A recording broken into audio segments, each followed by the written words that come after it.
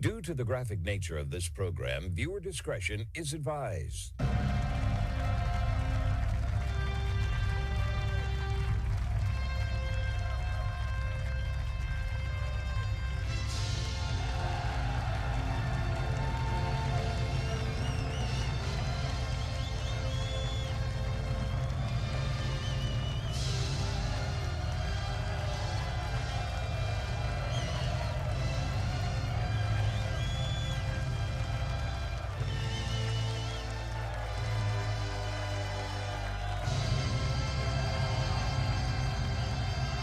Welcome to the Marco Dre Show, everyone. It is Wednesday, October 8th, 2025. We're halfway through this week. Thank you for tuning in today's show to hear all the relevant groundbreaking news here in America and around the world. The only show where the facts are facts and hard truths thrive.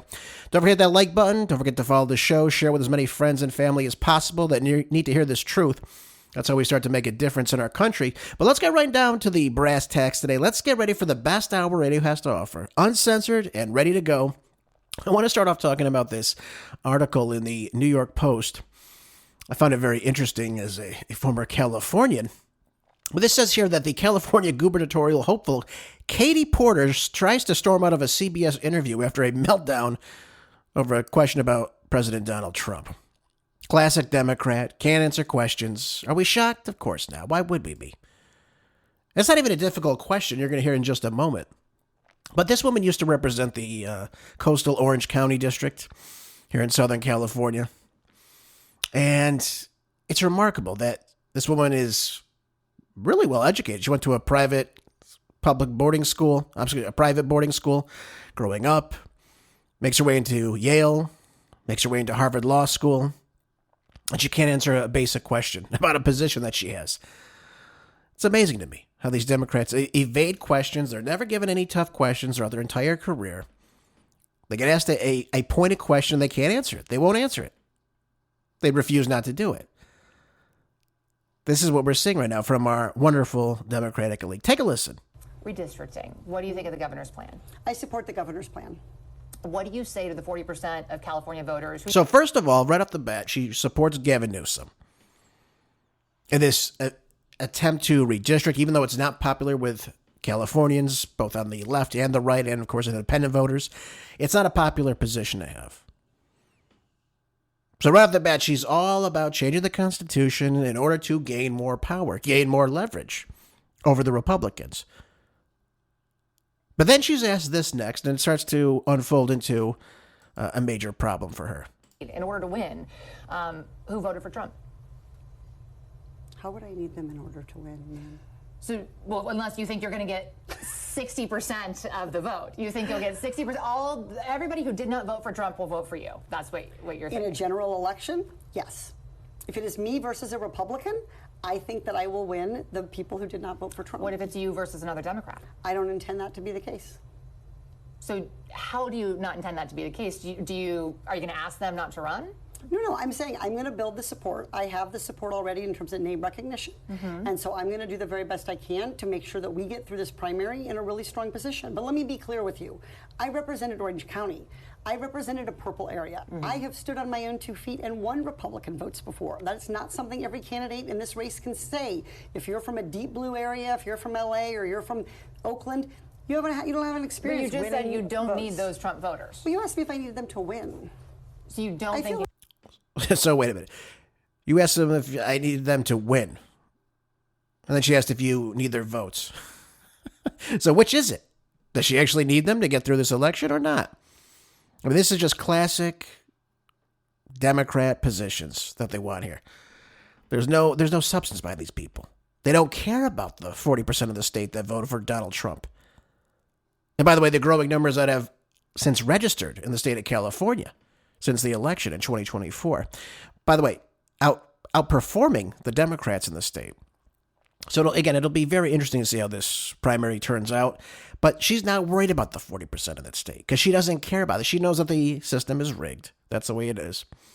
And she knows it's going to be rigged in her favor should she get in that position. That's really what it comes down to. I feel like this is unnecessarily argumentative. What is your question? The question is the same thing I asked everybody, that this is being called the empowering voters to stop Trump's power grab. Every other candidate has answered this question. This is not argumentative. And I said I support it. So, and the question is, what do you say to the 40% of voters who voted for Trump? Oh, I'm happy to say that. It's the do you need them to win part that I don't understand. I'm happy to answer the question as you have it written, and I'll answer it. And we've also asked the other candidates, do you think you need any of those 40% of California voters to win? And you're saying, no, you don't. No, I'm saying I'm going to try to win every vote I can. And what I'm saying to you is that... Well, to those voters, okay, so you... I don't want to keep doing this. I'm going to call it. Okay. Thank you. You're not going to do the interview with us? Nope, not like this. I'm not. Not with 7 follow-ups to every single question you ask. Every other candidate has answered our follow-ups. I don't care. I want to have a pleasant, positive conversation. She wants softball questions. That's what she wants. She doesn't want to ask any pointed questions about anything. She wants a simple interview. She doesn't want to get into any pointed positions. How's she going to respond to Republicans? Does she need Republicans? Now, if she gets out there and starts saying, I don't give a damn about Republicans, I don't give a damn about 40% of the state and the electorate, that's a big problem. That's a big problem, especially the way things are going right now for the Democrats in the state, where their positions are not very popular. The way they've handled law enforcement, the way they're handling this redistricting, it's not very popular. Now, she says, the hell with 40% of the state, I don't need them. She's just waving off a whole swath of voters. But again, like I told you before, she knows that the position is rigged in her favor. She knows she has the illegal vote in the state of California. She knows that they have the election systems controlled, locked down in these deep blue parts, controlled by Democrats. She knows this. She knows this. I mean, come on. Come on. I mean, this is just ridiculous. But let's talk about who Katie Porter is. Let's do that. She's not very, one of very much substance, by the way. It'll be easy to debunk all this, but here we go. Let's take a look at this, California. Let's see who your next new governor may be, since we love to elect Democrats, allegedly. I don't buy it, but there we go. So anyways, the first thing it says on her list of priorities on her website. And by the way, she ran for Senate too, so she just basically swapped out, for Senate for governor. Anyways, here we go. Defending your health care from Trump's attacks. I'm not sure how Trump is attacking Californians from getting health care, but here we go. She says, now there is no doubt that the biggest threat to our health care in California will be from Trump and his allies in Washington. In their far-right budget proposal, Trump and his cronies are attacking the very foundations of our healthcare system with drastic and devastating cuts. These cuts, by the way, no, they're not. They're not giving health care to illegal aliens. That's what this comes down to. And they're not giving it to people that don't qualify. Now, they of course, sell that to you as they're going to take away your health care. Completely debunked, not founded in any source of real information. There's nothing that says Donald Trump's going to cut anyone who qualifies for these health care programs like Medicare and Medicaid. Not going to happen. But here it goes. It goes on. It says these cuts would put Medicare and Medicaid funding on the chopping block, take away critical money for our safety net hospitals, slash funding that helps middle-class Californians afford healthcare insurance premiums. Wasn't that the whole point of the Affordable Care Act as it is? To make it more affordable, then it got more unaffordable? Premiums increased over time. You didn't get to keep your doctor. The whole Obama lie. But then she's talking about destabilizing programs that help seniors with low-income families to get preventative care that keeps them out of hospitals. Who gets hurt? All of us. You and your family. Your neighbors, doctors, nurses, and healthcare workers. Oh, yeah. As your governor, I will fight these cuts with every fiber of my being and work to fortify our healthcare system at the state level so we can protect, expand, and improve healthcare for all our residents. Yeah, so basically what she's going to do is allocate more money for healthcare for people in the state. So you have state-run healthcare in the state of California. That's what it's going to come down to. Now, my position would be get everyone out of it. Stop it. That's why the premiums have gone up, because you have all these government entities making this law, making that law, making this affordable, making that affordable, freezes on this. Let the market work. If you let the market work, you're going to see that the premiums go down. That's the way it should be. But again, she wants more government red tape in there. And again, this is all a lie that Trump is going to be cutting these programs. Not true. Not true. By the way, Gavin Newsom, she should answer this. Is she going to be allocating money for illegal aliens in the state of California to get health care in any one of these categories? Of course she is. I told you this many times before. Gavin Newsom allocated $250 million. I think earlier this year it was. If it wasn't this year, it was last year. $250 million just simply for illegal aliens to access free health care. Taxpayer health care that they're not paying into, by the way. Maybe that's why the premium's going up. You ever think of that, Katie? If an illegal alien goes to the ER for whatever reason, scrape their knee, got a bad cough, it's all paid for. They don't have to pay a dime because they can't be refused service. But now you, the taxpayer, you that has health insurance, goes to the ER, and you're given this wonderful several $1,000 bill. Well, who do you think you're paying for? It's not free service. It's just free for them. You're paying that higher premium for them. That's how it works. So I hope I made myself clear with that. But nothing is free, folks. Nothing is free. Nothing is free. Everything is paid for. And that's why your premiums have gone up. Illegal aliens know they can go to access any type of health care. They'll go get it. And they don't care if they have to have an ambulance ride. They don't have to care if they do whatever. See this doctor, see that doctor, get this medication. Everything is covered for them. And you're scratching your head going, geez, I don't know why my premiums have gone up $500, $1,000. Well, that's the reason why. You've got to make up that difference. And you can't give something of service to someone of nothing. Doctors aren't going to work pro bono for free. That's why the prices are up. And that's why, again, government should be out of healthcare. They're not making it more affordable. They're making it more expensive. And harder to access, by the way. Anyways, here we go. Bring businesses, workers, and government together so our economy thrives.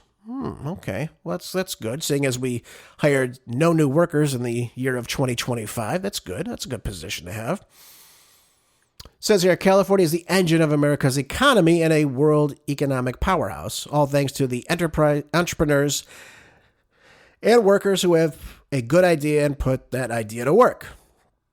Okay, so the businesses that started here employ millions of Californians and have allowed our state to have an outsized voice on the world stage.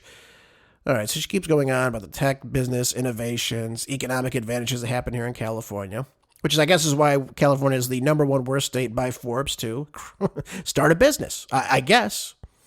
Now, of course, if you have a crap ton of money, I guess it would be fine if you could pay all those, fees, permits, any of the red tape to make it run. I will fight for sustainable, good-paying union jobs. There we go. See how Gavin Newsom just unionized, Uber and Lyft and everything? Yeah, right.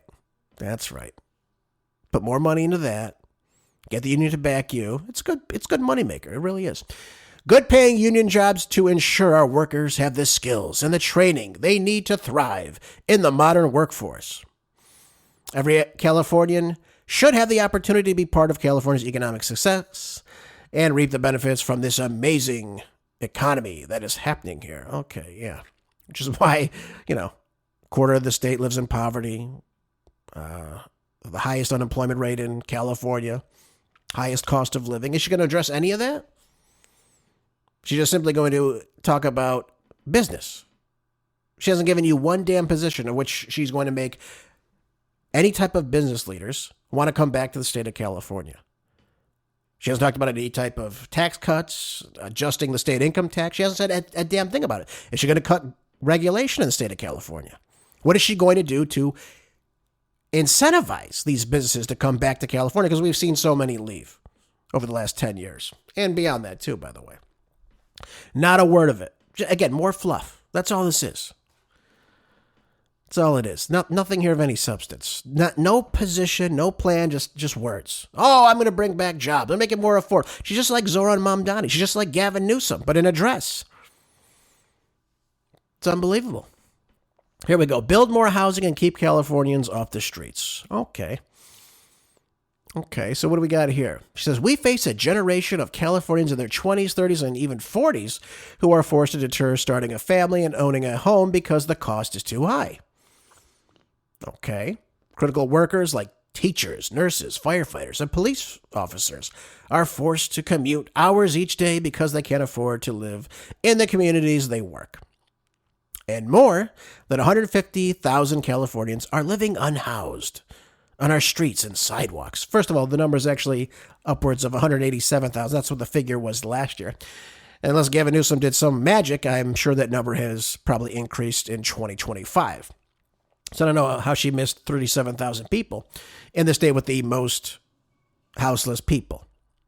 But here's her answer. This is Gavin Newsom. Again, this is Gavin Newsom. This is his same position. She's taking his stuff and just running with it. Running with it in a dress.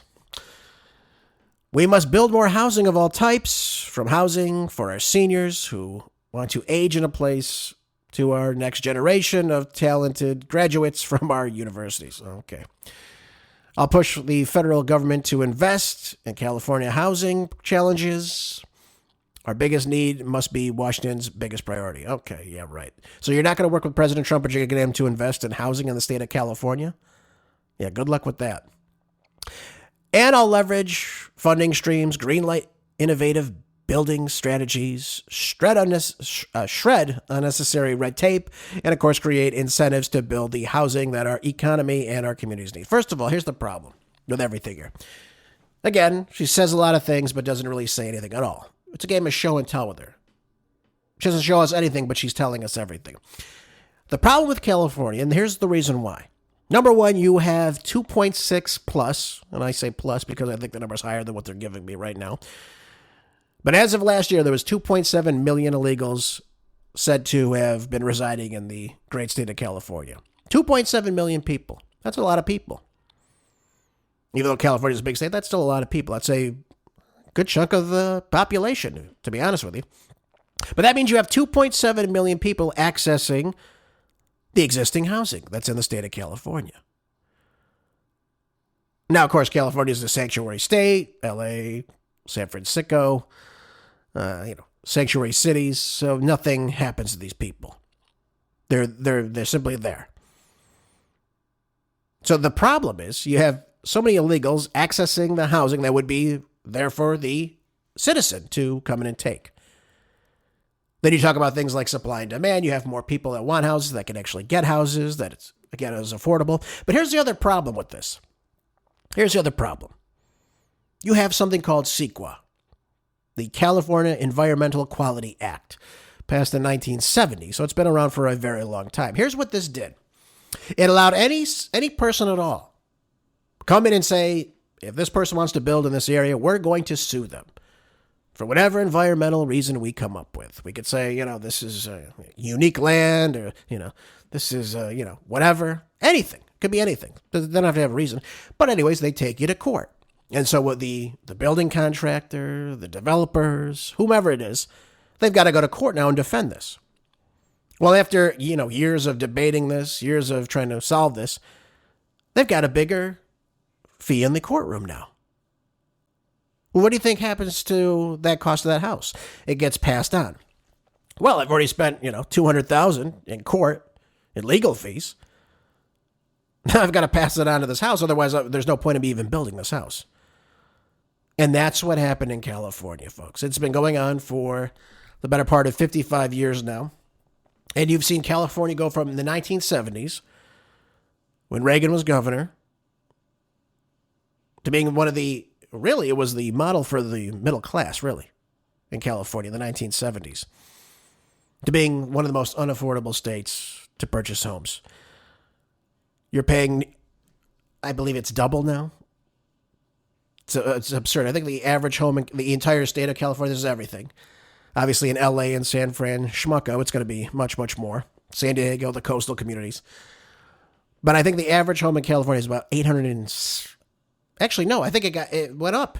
It was $962,000. The national home price is somewhere around $460,000 now, the average home in America. So California greatly exceeds all this. I mean, it's just absurd. So even if they drop the cost a little bit, you're still paying an exorbitant amount for housing. Simply because of CEQA. That's really it. There's no other way around it. And again, you have things like supply and demand. Obviously, if there's more people that want homes, that there's not enough homes to buy. Supply and demand, price of the homes are going to go up. It's going to become more competitive to buy the house. And that's what it comes down to. That's why every home in San Francisco is $1 million. You need to have at least well over $300,000 just to even consider buying a home in San Fran Schmucko. That's what it comes down to. So what's she going to do about that? Is she going to cut CEQA as governor? What is she going to do? Is she going to cut more red tape around building that allows these builders to go in and actually just do their jobs? And by the way, there's other things in California, too, that make homes more expensive. When you build now, you have to have certain types of, raw materials and what you use in the house. You have to this type of window, you have to this type of wood. It's all ridiculous. They put on these particular things when they build homes now that they must have, and of course, it costs more. So there you go. There it is. No way to solve this. She has no way to solve this. And again, by the way, the mental illness is which causes the bulk of the people that live on the streets. She has no plan for that either. Now, she said we're going to put in, mental hospitals back in the state of California again, which is the real position to get these people clean, get them the psychiatric help they need to help with their mental illness. That'd be a step in the right direction. We're not going to have people living on our streets, plain and simple. But she doesn't say that. We're just going to build more houses. Well, these people don't want to live in houses. Most of them want to live on the streets. I know that sounds odd, but that's the truth of the matter. They want to live on the streets. And again, she's not saying there's no way that's going to happen. If it was all about just housing, this wouldn't be a problem. But she specifically has no position to change anything, at least the trajectory that it's on right now. So there you go for that. And by the way, this whole next one just refutes all this because this is what it comes down to. Defend clean air laws and expand clean energy. So here we go. She says, in Congress, I took on Trump's attempts to expand drilling off our coast, which again will bring down the price of fuel, which is very important. And I fought to ensure oil companies to clean up the damaging leaks caused by their product. And of course, their conduct. There we go. Okay. So now Trump is restarting his extreme pro-polluter agenda. Oh, okay. Is he? Is he? Really? Well, for everything I've seen, the United States, even when Biden was in office, the amount of pollution we're putting out, so-called, has been dropping. Whereas China, India, Russia, all those other countries, they're putting out even more pollution. We're in like net negative. That's what we're doing here in America. Yeah. So I don't know where she got all that from. And California's environmental laws will be his crosshairs. Okay. I won't back down from defending our landmark clean air laws that have reduced pollution and help our kids breathe easier. Again, I don't know what that means. You just had a refinery on fire in El Segundo just the other day, last week. Yeah, I don't know. Think about the wildfires, folks. Think of how much toxins burnt up and all that, the asbestos and what have you, because there's no water in the fire hydrants. Do we breathe easier during that? And I know because I was there. I lived through it. By the way, they think they have the culprit for the Palisades fire. Somebody started a fire just shortly after New Year's. And of course, it got out of control. And of course, that area burned up. I told you before, it's all about arson in these wildfires in California. People are deliberately starting these fires. That's what it comes down to. It's not climate change like Gavin Newsom or Katie Porter, what have you think. It's people starting fires, and they're not putting out the fires quick enough. That's what it comes down to. But here we go. She says, I will protect our wildland, open spaces, and oceans. By the way, can she do something about the treatment facilities that are pushing raw sewage out into the ocean? And, of course, we can't go access the ocean and the beachfronts because of it. Oh, yeah, it happens a lot, folks. More than you would think. More than you would think. All resources that power our economy and creating amazing communities. Yeah. Nothing here. Now, again, California, look at this. But look at the end. This is the best part. And I will fight to ensure that California remains the front edge of, I don't even know that. What the hell's front edge mean? Of clean energy, innovation, and technology, so California can be the first state to achieve 100% renewable energy output 365 days a year. Well, that's simply just not going to happen. Basically, you're telling all the oil companies and the refineries to go straight to hell. That's what she's saying right now. So they're going to be happy to hear that. And by the way, is that working out for you? Because Gavin Newsom's already tried that. We have rolling brownouts and blackouts all throughout the state every single time in every part of the year. How's that working out with the renewable? Not working out so well, is it? So there you go. Nothing to solve the brownouts, the blackouts. And of course, they're never going to ask her these questions, of course. Just the same old, same old. And she couldn't even answer a question about how she's going to respond to 40% of the state. Does she need 40% of the state to back her ridiculous plans? She can't even answer that. Here we go. Prepared for, and this is the last thing, prepare for disasters like wildfires, earthquakes, and floods. Yep, she just tries to bash Donald Trump, talking about how he's cutting things from FEMA, which were ineffective, by the way. Yeah, just go ask the people of Georgia, North Carolina, parts of Florida, how FEMA responded to them, by the way. South Carolina, remember that? Just recently, with the last hurricane that hit that area? Yep, they didn't even go into those areas. It's absurd. But look at this. The Trump administration has taken the opposite approach, making deep cuts to FEMA, laying off critical wildland firefighters and safety experts, cutting funding for agencies like NOAA that study weather patterns. Oh, okay. Well, I guess in California, they couldn't even realize that the Santa Ana winds were picking up. And, Karen Bass out in, where was she? Ghana? Right in the middle of wildfire season. She wasn't even there to run the city. Where was the genius on that behalf? And of course, you have no water in the fire hydrant. What's she going to do about water in the state of California, folks? What is she going to do about that?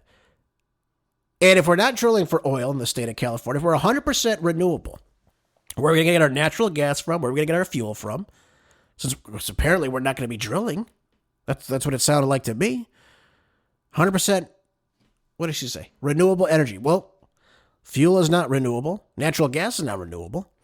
Things like propane and what have you. So where are you going to get all this from? Are you going to ship it in from somewhere else? What's that going to do to the price of gas in California? It's going to cause to increase the pricing for your, natural gas in your house. It's going to go up. Because again, they're not drilling for it. That's what it comes down to. That's what it comes down to. So again, nothing here. Nothing here of any substance that's going to make your life better. Nothing about taxation. Nothing about, obviously, water storage. Anything like that? Any type of desalination in the state of California? Nothing. There's nothing of any substance that's going to make anyone's life better with this crap. Nothing. There's no policy position. There's no I will do X, Y, and Z to stop A, B, and C. Nothing. Nothing. Again, empty words. And by the way, she is worth what? How much was she worth? She's worth anywhere from $2.1 million to $10 million. Probably on the higher end, I'd have to say. But look at that.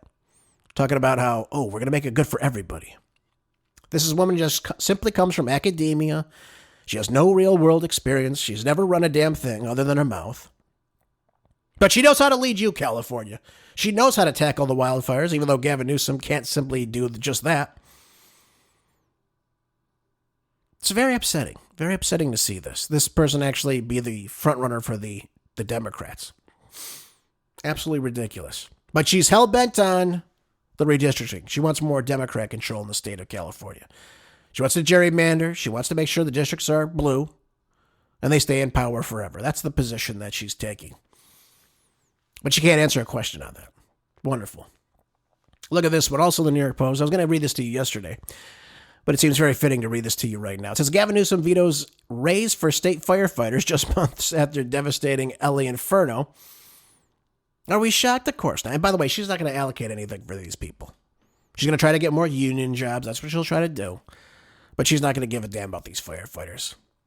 So Newsom said the bill that was just given to him, said it would put significant cost pressures on state coffers, even as his administration earmarks nearly $300 million for a now special election to redraw congressional districts to maximize, of course, the number of Democratic House seats. What does Katie Porter have to say about that? You're going to piss away $300 million in this redistricting campaign that makes no sense for the state of California when you're losing population? You can't think of a better way to use $300 million of the taxpayer money? And Gavin Newsom says, of course, he can allocate $250 million for illegals, for health care. But, he can't give firefighters a raise. It's absurd. It says the base pay for starting California firefighters is less than $53,000 per year. Well, LA Fire Department rookies start at $85,000. The veto came after a long battle for higher pay by state firefighters, which had almost unanimous support from California lawmakers. That'd be the geniuses in Sacramento. But Newsom then argued the bill would circumvent collective bargaining process, But Cal Fire union members condemned the governor's decision. Obviously, they want more for their firefighters and, of course, better benefits. And again, it's a difficult job. Really, when it comes down to it, it's a very difficult job, especially if you're fighting these firefighters with absolutely no water. But Gavin Newsom doesn't think you're worth it. Why don't they just tell Gavin Newsom everyone in the fire department is a legal alien, and he'll sign that bill like that? It'll be just right away. It'll be instantaneous. Be no questions asked. Look at this. Cal Fire workers said it's highly disappointing and frustrating, especially when he vetoes the bill the day before we put 6 members on the memorial wall honoring fallen firefighters in the state of California. Gavin Newsom doesn't give a damn about that. He doesn't care about the safety of California. He doesn't care about if you can't afford things. And again, $53,000 in California is not a lot of money. Just to be aware, even $85,000 is not that much money, especially even in LA.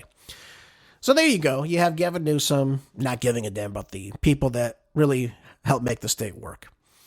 Yep. Doesn't allow them to do controlled burns anymore. By the way, is Katie Porter going to do that? Is she going to start opening up the controlled burns and scraping the forest of dry brush? She's going to do that to stop the forest fires? No. She never says a damn thing about it. That would solve the problem very much so in California. Not going to do a damn thing about it. I want to talk about this article in the Gateway Pundit. It says that Pope steps up campaign against Trump and urges American bishops to speak out against ICE and mass deportations. Yeah, this Pope is really something, isn't he? Now it says, according to Reuters, Pope Leo met with American bishops in the Vatican on Wednesday, where he urged them to speak out against the Trump administration's policy of deporting millions of illegal aliens. Leo, who was elected in May and is America's first ever pontiff, was reportedly handed dozens of letters from immigrants and left-wing activists complaining about the injustices they are facing. Our Holy Father is very personally concerned about these matters, is what El Paso Bishop Mark Sietz said during the meeting. He expressed his desire that the U.S. Bishops' Conference would speak strongly on this issue. The Vatican has so far refused to comment on the meeting, although the report fits the rhetoric Leo has recently made and been saying. I talked to you about what he said just the other day about old Dick Durbin of Illinois, when he was supposed to get some Lifetime Achievement Award for being a Catholic, even though, of course, he's pro-murdering children in utero. He's for abortion. He's for killing the innocent. That's what he stands for. Now, without signaling out any other country in particular, Leo said that Catholics should open up our arms and hearts to them, welcome them as brothers and sisters, and being for them a presence of consolidation and hope. Okay. Why doesn't... Let me stop here for a second. Well, that's fantastic. There's lots of missionary work that Catholics do and everything, and there's a lot of good that some of these NGOs do for people that need it in different parts of the world. Here's the problem. We are a country. We are a nation. We are a sovereign nation. We are not a, babysitter for the world.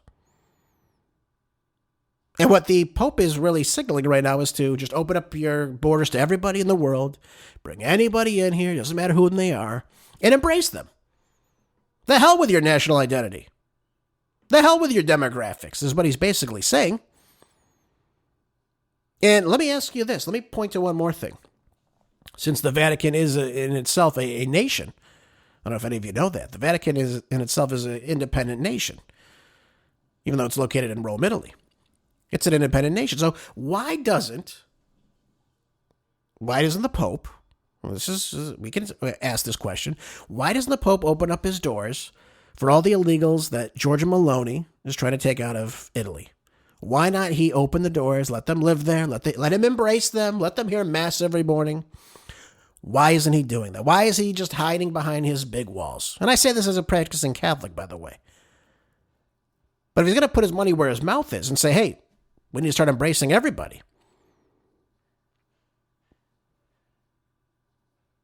The coldness of indifference or the stigma of discrimination. Why doesn't he open up his doors for everybody? That's a serious question. Why does he not do that? Is he doing that? Of course not. Of course not. Now, so it's much easier to pass the buck on to a nation. This is a major problem, of course. Things of that nature. But that's my question to you. Why are we not doing this? Why is he simply just passing the buck on other people? It doesn't make any sense to me. Now, Caroline Leavitt was asked about this, specifically her Catholic faith, of course. She's a Catholic. And here's what she had to say when questioned about this position. Take a listen. Pope Leo commented on this, and he said that someone who says I'm against abortion, but I'm in agreement with the inhumane treatment of immigrants in the United States, I don't know if that's pro-life. You've been very open about your Catholic faith. How do you respond to that? I would reject there is inhumane treatment of illegal immigrants in the United States under this administration. There was, however, significant inhumane treatment of illegal immigrants in the previous administration as they were being trafficked and raped and beaten, and in many cases killed over our United States southern border. You also look at the inhumane treatment at the hands of some of these illegal immigrants that took place under the previous administration as well. Laken Riley comes to mind, a beautiful American citizen who was killed at the hands of an illegal immigrant. So this administration is trying to enforce our nation's laws in the most humane way possible, and we're upholding the law, and we're doing that on behalf of the people of our country who live here. She's absolutely right. We've seen time and time again, anyone that watches the news can see this. Anyone that takes a moment to watch the news can see this. We're not making this up. Illegal alien this, illegal alien that, arrested for this, murder, assaulting minors. I'm trying to be as G-rated as possible with this. Committing crimes, this and that. I mean, just constantly. In fact, the first swath of these ICE raids were simply people that had actual criminal records, and there were a lot of them. I've told you before, at least a third of the people sitting in federal prison are illegal aliens. The Trump administration can just start right there with their deportations. Why are we paying for this? Why are we allowing this to happen? It makes absolutely no sense to me that we allow this to happen. And then we're told that we're being discriminate because we're enforcing our borders? What kind of nonsense is this? How about the Border Patrol that gets killed as a result of, again, illegal aliens trying to come to this country? And then again, I just mentioned this to you earlier. Illegal aliens come in, they get free housing, they get free health care, they get free education. They bring down the standards in the public education. That's true. That's a truism. Your kid has to learn less because, remember, no child left behind. No child left behind. That was the Bush slogan, remember? So everyone's got to be on the same page if they're in the classroom. Can't advance. We got to stay on this topic. We stay on this topic. God knows what they even teach anymore in these elementary schools or public schools. But that's what it comes down to. It's all watered down to the lowest common denominator. And I don't say that to be insulting to people, but that's the truth of the matter. That is the truth of the matter. There's a cardinal named Robert Serra, who's wonderful, by the way. And, of course, he denounced, and this is something he's done in the past. This article is from a couple years ago, for sure. 2019, actually. But he denounces using the Bible to justify mass migration. This guy he's wonderful. Absolutely wonderful. And he says this. I want you to hear this. And it says here that the Cardinal also lamented what he believes is the demise of Christian Europe. And he goes on to say, if Europe disappears, and with it the priceless value of the old continent, Islam will invade the world, and it will completely change culture, anthropology, and moral vision. The Cardinal also decried church leaders whom he claims are interested more in engaging in political activism, think about our current Pope, than spreading the message of Jesus Christ. If he does not teach the faith, if he enjoys activism instead of reminding people that they are also made for prayer, he betrays his mission. Jesus says, I will strike the shepherd, and the sheep of the flock shall be scattered. This is what is happening today. People no longer know who to turn to. And by the way, just so we're all clear on this, just speaking of Europe in general, I mean, these numbers are also staggering. But it says here the United Nations High Commissioner, this is in 2019, though, the numbers are much higher now. The United Nations Higher Commission for Refugees estimates nearly 5.2 million refugees and migrants reached the European shores just in 2016 from Syria, Iraq, Afghanistan, and other war-torn countries of where we like to bomb people, destabilize their country, and then they come, of course, here or into Europe. Also in 2016, the Pew Research Center reported nearly 5% of Europe's entire population, or 25.8 million, identified as Muslim, including 8.8% of the population in France and 6.3% of the population in the UK, 6.1% of the population in Germany. So that process is already taken care of. He's also got a number. He's got a longer speech on this too, and you can search it up. I believe it's on YouTube if you're interested. His name is Cardinal Robert Serra of where is he from? I forget where he's from. He's from Guinea. Yep. Listen to him speak. He's absolutely right about this. He talks about how the Christian faith is depleting, and again, you're bringing in people that don't share your values, and he questions if there even is going to be a Europe. Because once you take away that foundation of Christianity, that's a basis for all Western civilization, by the way, whether you want to admit it or not, it's all based in Christian values and Christianity. If you take that away, if you blow that light out, there's no identity anymore. There's no culture. It becomes a hodgepodge of God knows what. And this is what happens when you forget who you are. This is what happens when you lose your identity, folks. That's why I say it's very important to understand our founding. It's very important to understand the Christian doctrines of which we base many of our laws on today, the whole process of how this country operates. If we forget all that or say, yeah, it's not important, you're forgetting who you are. You're forgetting your identity. And again, if you don't know who you are, if you don't know what your identity as a nation or as an ethnic group or a people, you will soon cease to exist because you'll fall for anything. That's the way it works. And again, it has nothing to do with being charitable to others. There's lots of charity in the United States. There's lots of missionary work in the Catholic Church. But to open up your country and just say, hey, we got to open our arms up to everybody. Foolish. Absolutely foolish. And again, you're seeing it play out right now in Europe. And again, this was 6 years ago. It's really playing out itself pretty horribly right now. When you see that freedom of speech is at hand, obviously there is no Second Amendment right.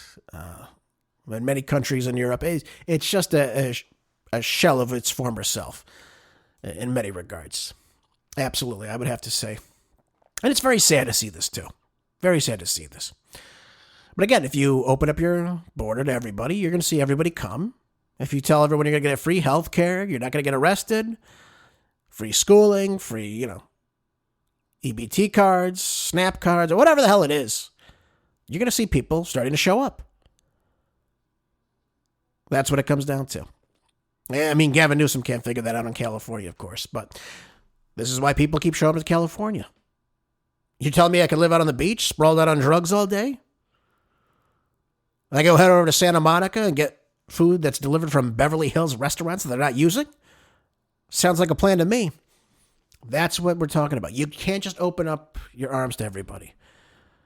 I know it sounds somewhat callous, but you have to have standards. And again, you have to have people that come to you assimilating, not destroying and decimating your identity, your culture, your religion, and your way of life. So I'd like to hear the Pope's stance on, again, all these young women especially that have been killed by illegal aliens, the children that have been raped by illegal aliens, and of course, nothing about the 325,000 missing children that the Biden administration has lost. Not a word about it. Nothing about how the drug cartels take advantage of these women.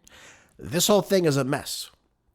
And by the way, we're seeing 55-year low in border crossings. I'm very happy to see all that too, by the way. All right, moving on. Let's move on to the other disaster here. This is in ZeroHedge. It says that Democrats claim Trump crackdown on crime is the same thing as the rise of the Third Reich. Yep. Now, who could say this? Well, Democrat Governor Jumbo Blimp Pritzker of Illinois has declared that America is currently witnessing what the early days of the Third Reich resembled. Really? So we're living through Germany circa 1933, according to J.B. Pritzker. What we're talking about is authoritarianism. We could have talked about Pol Pot. We could have talked about authoritarians across history. I chose something I know very well. I helped to build a Holocaust museum. And what I know is in the early days of the Nazi regime, they started slowly but surely taking away people's rights. And what we're seeing now is the very same thing. They've gone into cities now with... What rights have we lost? Can anyone answer me that question? What rights under the Trump administration have we as American citizens, what rights have we lost? Does anyone have any idea what he's talking about? What he's referring to, of course, is the enforcement of existing immigration laws from Congress, federal law. Now, the Jumbo Blimp doesn't really care about that. He's not following that law. He's not allowing ICE to operate. They're not detaining illegal aliens when they're arrested. And they're calling themselves sanctuary cities, which means they're in complete violation of their oath of office, which is to uphold the Constitution. But the Jumbo Blimp isn't suave on that at all. He wants the illegal aliens there because it creates chaos in the city and in various parts of Chicago, making it more unsafe. But I find it remarkable. He's taking away what rights? Go ahead, tell me what rights. Why doesn't he list off the rights that are being taken away from us right now? You as the American citizen, what right did you lose under the Trump administration since January 20th, 2025? Go ahead, tell me. Yeah, you can't do it. The military. Think about that. In your lifetime, have you ever seen anything like that, where the President of the United States is sending military or troops dressed as military, ICE and CBP, in camouflage with automatic weapons into our major cities? It's wrong. And indeed, especially at a time when it's the President of the United States who's causing the mayhem on the ground. We've actually done very well in Chicago, bringing down crime, addressing the needs of victims. He's the one taking funding away from law enforcement, taking funding away from victims, taking money away from community violence intervention. I mean, who is it here that's standing up for the rights of our people? Isn't it those of us who are actually protecting the people of Illinois and not the President of the United States, who's got an entire playbook for how he's going to win the 2026 elections by militarizing U.S. cities? Okay, so that none of that makes any sense. Again, if you follow the law, existing law. First of all, I told you before, there's some things that Trump has done on this aspect that I just agree with. I think if he's, again, going to arrest illegal aliens, he needs to do so with due process. That means he has to figure out who these people are first, and then, of course, serve them. You have to have a warrant to enter a home, to do all this. And I know what some of you are going to say. Well, they're illegal aliens, they don't have any rights. They are still granted certain basic rights, regardless of their status in this country, whether it be legal or illegal. There still needs to be some form of procedure of this. You can't just simply go up to someone and say, hey, prove who you are, show me your papers, and then haul you off. I think we all can agree if you're walking down the street, if someone stops you and says, hey, prove who you are right now. And you go, I'm sorry, who are you? Sometimes you walk out of your house without a wallet. Again, what does a driver's license even prove today? Very little, apparently. That's why I've got to go get a real ID now. Because the driver's license they're handing out are essentially considered fraudulent, apparently. They can't prove who you are. So while I'm for the removal of illegal aliens. They have no right to be here. I've said this to you before. We've got to get this under control. Otherwise, again, you're not going to have a country. However, there has to be some sort of procedure to it. They've got to have a warrant. They've got to know who they're identifying, who they're targeting. And there has to be some sort of due process with this. And I know what you're going to say. It's going to be costly. It is going to be costly. But they allocated a lot of money for this, and they should be able to identify whom these people are. That's what it needs to come down to. And they can do this. Believe me, they can do this. But they shouldn't just be going up to people on the street saying, hey, I think you're a illegal alien. Because you're speaking Spanish, let me throw you in the back of this car and arrest you until you can prove who you are. That's not right. That's not right. There needs to be some sort of due process here. So while I can agree with the jumbo blimp on that aspect, he's also harboring illegal aliens in his country. In his city. And in the country too, by the way. But in the city of Chicago, he's made it a sanctuary city, sanctuary state. So anyone can come to Illinois. And it's totally fine. They can stay there, they reside there, they can have access to a home, a job. All illegal, by the way. And we're supposed to do nothing about it. So if he actually respected the rule of law, when they arrest these illegal aliens, when they arrest these people for crimes, we wouldn't be seeing things like this that you're seeing on the street. But here's the other problem. Now you have an ICE facility in Broadview, just outside of Chicago, that's getting these massive protests / riots when they're actually shooting into the facility. And President Trump is sending the National Guard into these areas to help protect the ICE agents whose lives are at danger. That's the way it is. So again, if J.B. Pritzker's not going to do it, then Trump is going to do that. And again, since it's a federal facility, he has every right to send them in. The next part of the problem is, if he's sending out the National Guard or the military with the ICE agents to, again, make arrests, that's something I don't agree with. But if they're protecting a federal building or federal agents outside of that building, they're not breaking the law. And Trump has every right to send them in to do that because, again, it's federal property. They can do that. But now if they're on the streets of Chicago, that is a different thing. So that, we're kind of,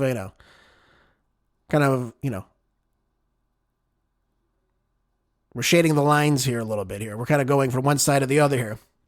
So there's so many things that are happening. But the one thing you got to understand is if it's a federal building, it's fine for President Trump to send in these people to protect it. And, of course, the agents inside. Because Pritzker's not going to do it. Brandon Johnson's not going to do it. Hell, Brandon Johnson wants to have ICE-free zones in Chicago. Again, I told you before, he needs to read the supremacy clause here. It's so ridiculous. Then he has the nerve, J.B. Pritzker, to get up and say that this is the Third Reich for enforcing immigration law and deporting illegal aliens who have no right to be in this state, in this country. By the way, it's worth noting here, it says, when Trump began federal interventions in Chicago, J.B. Pritzker doubled down, likening the president to vow to deploy the National Guard to the Nazis. Yeah. Tearing down a constitutional republic, like they care about a constitutional republic. Conveniently ignoring that the Chicago's 2024 homicide tally, which toppled somewhere over 600 by the end of the year. That's a lot of people, folks. That is a lot of people. Just in Chicago, not even the whole state of Illinois. This is what we're dealing with right now. You're dealing with lawless governors that do not want to follow existing immigration law. They don't want to cooperate with the federal government. They are the real kings. They see Trump as a king, but they are the real kings here. They try to play king of their state. Now, yes, they lead their states, and yes, they have certain autonomy. That's true. But they don't supersede existing federal laws. And again, I implore all of you to read the supremacy clause that I read at yesterday's show if you're concerned about any of this. But yes, there are certain things Trump has the right to do, and J.B. Pritzker has no say in that. All right, last point of importance today.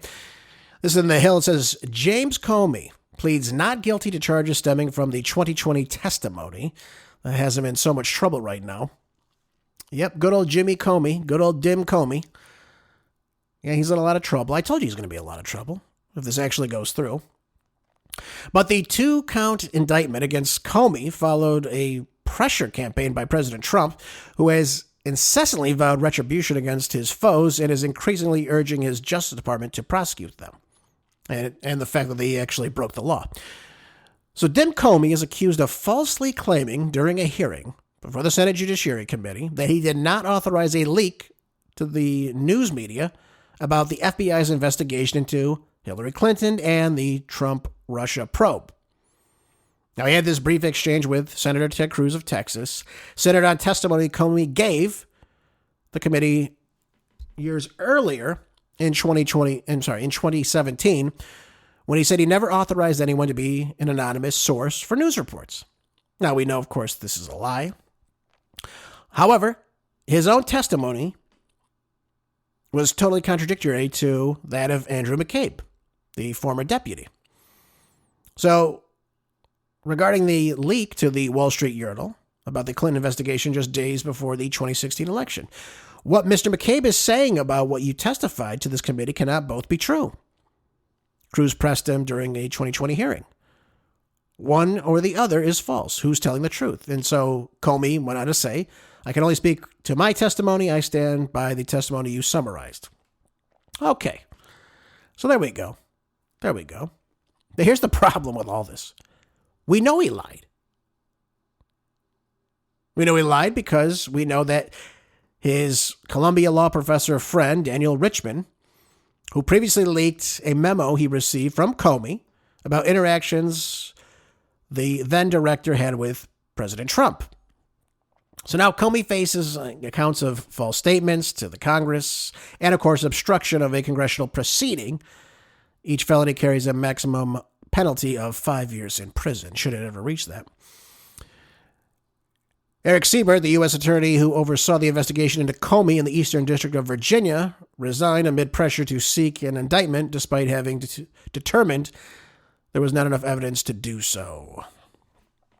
Well, he's getting his day in court now.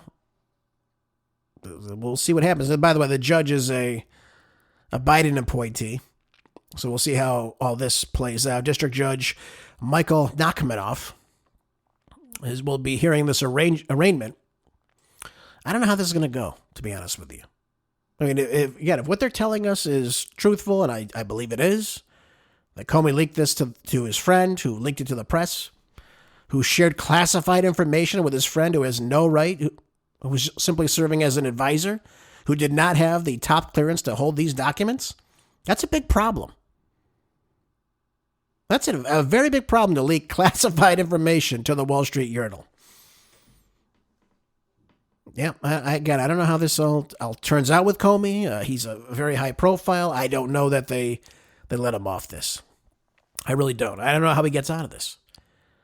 But he's awful happy to be in court, apparently. So we'll see how this all plays out. And, of course, what we learn from the trial as it continues on. There you go. Oh, by the way, one more thing before we end today's show. So the Wall Street Journal says the unofficial jobs numbers are in, and it's a rough one. Yeah, not looking good, Rokes. Not looking good at all. It says here, and I told you yesterday, we only had about 22,000 jobs created in the entire month of August across the nation. But in the federal void, the Bank of America data collected this week said that it's seeing signs of rising unemployment and slowing job growth in its customer data. The private equity company Carlyle Group, extrapolating from companies in which it owns stocks, said that on Tuesday that it thinks overall U.S. job growth slid in September from an already weak official reading in the month of August. Goldman Sachs said that its measure of labor market tightness fell last month back to levels seen in 2015, indicating a tough landscape for job seekers. Yep, and then, by the way, in Quartz, it tells us now that gold has surged greatly, over $4,000 an ounce. Yep. Gold prices have shattered record numbers this week, briefly topping $4,000 an ounce for the first time ever. This caps off a near 50% surge in 2025, which has turned out the oldest safe haven in finance to one of the world's hottest and apparently most crowded trades right now. Why is this happening, folks? Why are they going after the gold? Well, I told you before, in times of inflation, When you're seeing the value of the dollar drop or any type of currency drop, people invest in gold. That's the way it comes down to. It's a safe option as a precious metal. So that's why you're seeing the gold start to hit at high points. It's only going to continue to rise as we see this economy in the way it is, folks. Folks, thanks for being here with me today. I hope you enjoyed this show. Hope you'll share with many other people. Enjoy the rest of your day. Make sure you stay busy. Make sure you keep your house in order. Make sure you stay productive and grateful, as always. And I'll see you tomorrow on the next Marco Dre Show. Until then, be good. Stay busy. God bless.